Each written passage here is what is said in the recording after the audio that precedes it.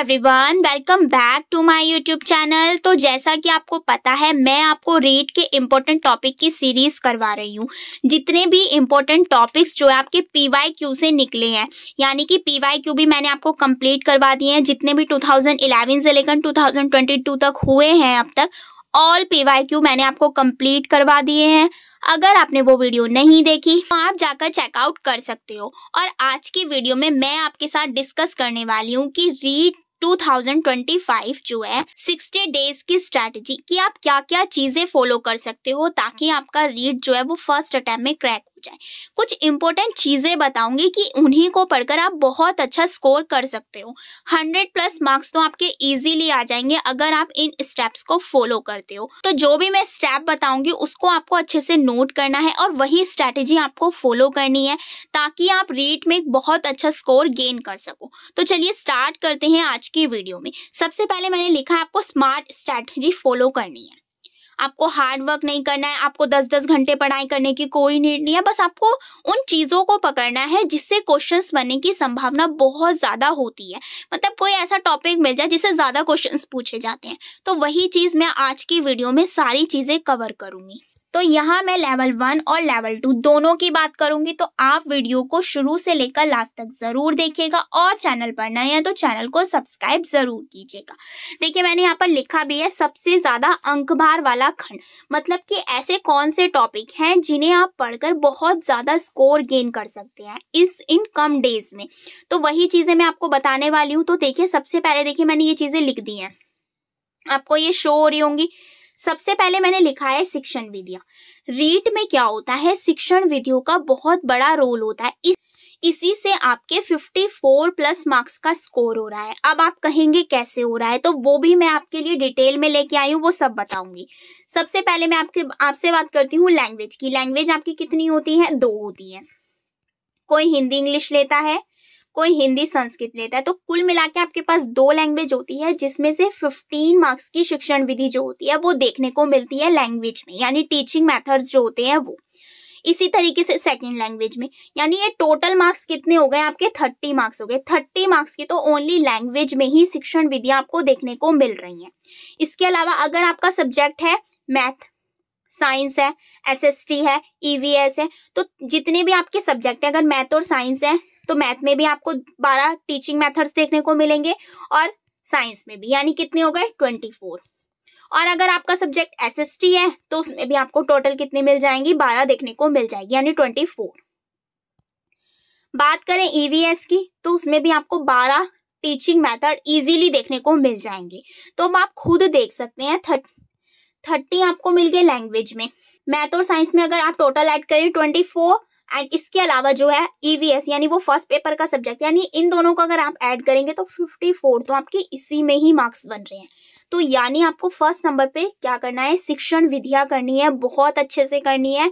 बहुत मतलब एक एक पॉइंट को क्लियर करना है। फर्स्ट नंबर पर आपको शिक्षण विधियों को करना है और बहुत अच्छे से करना है, क्योंकि आप खुद देख सकते हैं 54+ मार्क्स का ये अकेला ही आपको इतने सारे मार्क्स दे रहा है, आप खुद ही देख सकते हैं। इसके बाद बात करते हैं हम CDP की। CDP एक बहुत अच्छा सब्जेक्ट होता है, क्योंकि हम इसे ऑल जितने भी आपके एग्जाम होते हैं, रीट हो, CTET हो, UP TET हो, UTET हो, जितने भी टेट होते हैं उसमें CDP पूछा ही जाता है। और अगर आप BEd कर रहे हैं, BTC कर रहे हैं, तो उसमें भी जो होता है CDP होता ही है। मनोविज्ञान आता ही आता है, तो आपने कहीं ना कुछ तो पढ़ा ही होगा।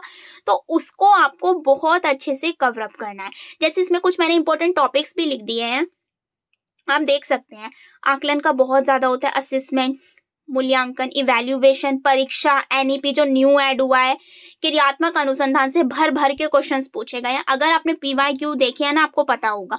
परिभाषाएं, सिद्धांत जितने भी हो गए, थ्रोनडाइक हो गया, कोहलर हो गया, वाइगोस्की, पियाजे, तो ये सारे सिद्धांत आपको पढ़ने हैं। अधिगम हो गया, अधिगम की वीडियो भी मैंने अपलोड किया, अगर आपने नहीं देखी तो आप देख सकते हैं। NCF 2005 हो गया। इसके अलावा क्या हो गया आपका? बुद्धि हो गया। बुद्धि का भी मैंने एक एक पॉइंट आपको क्लियर करा है, इवन डेफिनेशन तक मैंने आपको समझाई है। अगर आपने वो वीडियो नहीं देखी तो आप चेकआउट जरूर कीजिएगा। बहुत कम टाइम में बहुत ज्यादा चीजें देने की कोशिश की है मैंने। तो अब आप देख सकते हैं कि 2 ही, यानी पहले आपसे 54 सीडीपी आपको देखने को मिलता है 30 मार्क्स का, और इसमें से भी अगर आप देखेंगे ना तो 5 मार्क्स की आपकी टीचिंग मेथड्स जो है आपको देखने को मिल जाएंगे। यानी आप इसमें 5 ऐड करें तो ये कितना हो गया 59 के और ऐड हो गए। अब आप देखिए कि कितने बचे 25 में से ये मैंने इंपॉर्टेंट टॉपिक्स लिख दिए। अगर इनमें से भी एक एक क्वेश्चन बनता है तो देख लीजिए आपके कितने क्वेश्चंस बन जाते हैं। तो ये आप देख सकते हैं 1 2 3 4 5 6 7 8 9 10, ये मैंने 10 टॉपिक लिखे हैं। और सिद्धांत जो है, सिद्धांत में बहुत सारे टॉपिक्स आ जाते हैं। तो अगर आप इवन 25 में से अगर 15 भी माने, इसमें मैं ऐड कर देती हूँ, 59 हो गए थे और इसमें से मैं आपको 15 मान लेती हूँ। अब आप देख सकते हैं कितने हो गए 14 5 6 7, यानी 74 मार्क्स जो है आपके केवल 2 ही चीज से हो गए। आप खुद देखिए, मैं आपको ऐड भी करके दिखा रही हूँ कि अगर आप इन्हीं चीजों को कर लेंगी ना तो आपकी 100+ मार्क्स इजीली बन जाएंगे। अब देखिए, अब बात करते हैं हम हिंदी यानी कि लैंग्वेज की। लैंग्वेज में मैंने आपको बता दिया शिक्षण विधियां जो होती है यानी टीचिंग मेथड आपको 15 मार्क्स के देखने को मिल जाते हैं। अब इसके अलावा 2 15 और, यानी कि 30 में से 15 तो मैंने आपको बता दिए, वो आप अलग निकाल दीजिए। इसके अलावा जो 15 मार्क्स हैं वो आपके व्याकरण यानी ग्रामर पोर्शन आपको देखने को मिल जाता है। यानी कि एक लैंग्वेज का आपको देखने को मिलेगा 15 और दूसरी का 15, यानी 30 मार्क्स हो गए आपके। अगर आप ग्रामर पोर्शन को बहुत अच्छे से कर लेते हैं, मैंने देखा अगर रीट में अगर आप PYQ को देखोगे ना ग्रामर को, तो बहुत इजी ग्रामर आपकी पूछी गई है। और मैंने भी हिंदी की जो ग्रामर है वो एक ही वीडियो में कवर करी है विद ट्रिक के साथ। अगर आपने वो वीडियो नहीं देखी तो आप जरूर जाकर देखिएगा, उससे आपकी बहुत ज्यादा हेल्प हो जाएगी। अगर आपके मान लीजिए इसमें 30 नंबर की दोनों लैंग्वेज की बात करूंगी, 30 में से अगर आपके 20 भी आ जाते हैं, बहुत कम लेके चल रही हूं मैं, अगर 20 भी आ जाते हैं तो आप खुद देखिए 59 हो गए थे आपके, 15 हो गए थे और मैंने इसमें कितने ऐड किए लैंग्वेज में 20। तो आप इसका स्कोर देखिए 4 5 6 7 8 9, तो 94 मार्क्स आपके इसी से बन रहे हैं। अभी तो आपने सब्जेक्ट अपने किए भी नहीं, केवल टीचिंग मेथड ही किए हैं। नॉर्मल अगर आप देखें तो 94 मार्क्स आपके ऐसे ही बैठ रहे हैं।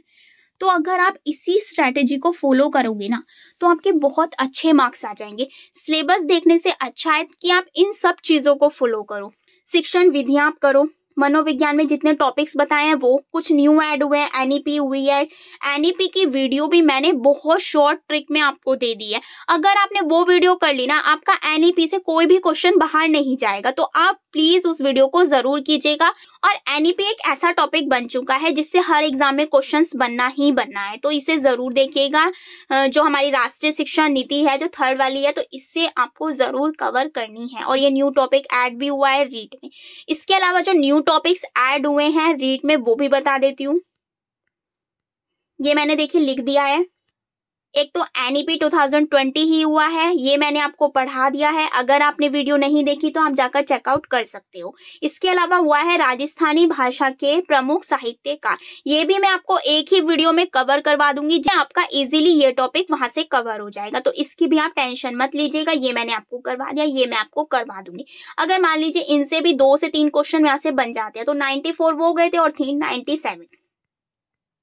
इसके अलावा आपकी मैथ देखने को मिल जाती है। अगर मैथ में अगर मान लीजिए 15 का एवरेज है क्वेश्चंस का, 15 में से अगर आप 7 मार्क्स भी ले आते हैं, मैं बिल्कुल मैक्सिमम लेके चली हूँ कि मान लीजिए आपके 15 में से 7 नंबर ही आए, तो अब आप देखिए 97 में अगर आप 7 ऐड करेंगे तो कितने हो जाएंगे, तो 104 का आपका स्कोर बन रहा है। मैंने केवल आपसे 100+ की बात की थी। तो आप ये खुद देख सकते हो कि अगर आप ये मेन टॉपिक भी करोगे ना तो आप बहुत अच्छा स्कोर गेन कर सकते हो। इसीलिए मैं कहती हूँ स्मार्ट स्ट्रैटेजी को आपको फॉलो करना है, हार्ड वर्क नहीं करना है। और इसके लिए आपको 10-10 घंटे पढ़ने की नीड नहीं है, बिल्कुल भी नहीं है। मैं तो यही कहूंगी आप ओनली 4 to 5 आवर्स दीजिए, जिसमें से 3 घंटे आप स्टडी कीजिए और 1 आवर वो कीजिए जो आप एक दिन पहले पढ़ते हैं, उसको रिवीजन कीजिए। क्योंकि रिवीजन की है, ये मैं हर वीडियो में आपको बताती हूँ, रिवीजन की है किसी भी एग्जाम को क्रैक करने की। तो रिवीजन पर बहुत ज्यादा फोकस करना है, इनफ है, ज्यादा नहीं पढ़ना है बिल्कुल। मैं तो बिल्कुल सजेस्ट नहीं करती बिल्कुल ज्यादा पढ़ने के लिए, बहुत कम पढ़िए और वो पढ़िए जो आए। तो ये चीजें आपको जरूर फॉलो करनी है। इसके अलावा अगर आपको लगता है कि आपको सिलेबस को देखना चाहिए तो आप देखिए, मैंने वीडियो डाली हुई है, सब कुछ देखिए, एक बार नोट कीजिए जो इम्पोर्टेंट टॉपिक्स आपको लगते हैं। इसकी वैसे मुझे नहीं लगता जरूरत है अगर आप PYQ को देख लेते हैं, क्योंकि PYQ से ना हमें पता चल जाता है कौन से टॉपिक्स पूछे गए हैं। PYQ से एक तो आपको इम्पोर्टेंट टॉपिक्स पता चल जाते हैं, प्लस आपके PYQ भी हो जाते हैं, 2 चीज आपकी हो जाती है। अब सिलेबस आप देखेंगे, एक एक टॉपिक को करेंगे तो बहुत ज्यादा आपको टाइम लग जाएगा। आपको स्मार्ट स्ट्रेटेजी को फॉलो करना है, ज्यादा नहीं पढ़ना है, कम पढ़ना है और वही पढ़ना है जो एग्जाम में आए। इसके अलावा देखिए मैंने ये लिखा है कि शॉर्ट नोट्स बनाने हैं, जितने भी मैंने आपको टॉपिक्स बनाए उसके शॉर्ट नोट्स बनाने हैं, उनका अगेन अगेन अगेन रिवीजन करना है, बहुत ज्यादा जरूरी है रिवीजन। अब ये तो है नहीं कि आप एक चीजें पढ़ ली फिर अगले दिन आपने दूसरी चीज पढ़ ली, तीसरी चीज पढ़ ली और जो पिछला था वो उसका आपने रिवीजन ही नहीं किया। ऐसा नहीं करना है आपको, क्योंकि अगर आप ऐसा करते हो तो आप जो पिछली चीजें नोट कर रहे हो ना वो आप भूलते जा रहे हो। ये चीज आपको ध्यान रखनी है, आपको रिवीजन जरूर करना है। आप कुछ भी शॉर्ट नोट्स बनाइए, आप जो 2 से 3 घंटे जो आप पढ़ रहे हो, बस ये है कि आप अगले दिन उसका रिवीजन जरूर करो, क्योंकि उससे वो चीज आपकी लास्ट टाइम तक बहुत अच्छे से क्लियर होती चली जाएगी। अगर आपको लगता है उसमें से भी कुछ छूट गया तो आप उसको दोबारा सर्च करके पढ़ लो, यूट्यूब पे डालो वो टॉपिक और सर्च करो और पढ़ लो, बहुत इजी है। इसीलिए आपको ये चीजें फॉलो करनी है। बाकी मैं आपको सारे इंपॉर्टेंट टॉपिक्स इसी चैनल पर प्रोवाइड कराऊंगी फ्री ऑफ कॉस्ट, आपको सब कुछ मैं यहीं पर प्रोवाइड करवाऊंगी। तो मेक श्योर आप मेरे चैनल को सब्सक्राइब जरूर करें और प्लीज वीडियो को ज्यादा से ज्यादा शेयर करें, लाइक करें, कॉमेंट करें। Thank you.